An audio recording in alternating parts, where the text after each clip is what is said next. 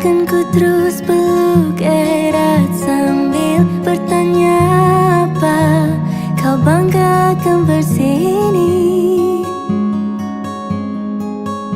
Kamu pemerintah Kampung Pelalu dan masyarakat Kampung Pelalu mengucapkan ribuan terima kasih.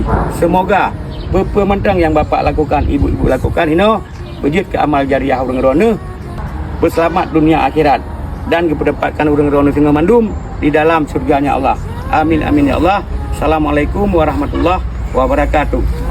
Bersandar dulu dirimu, masih ada kamu.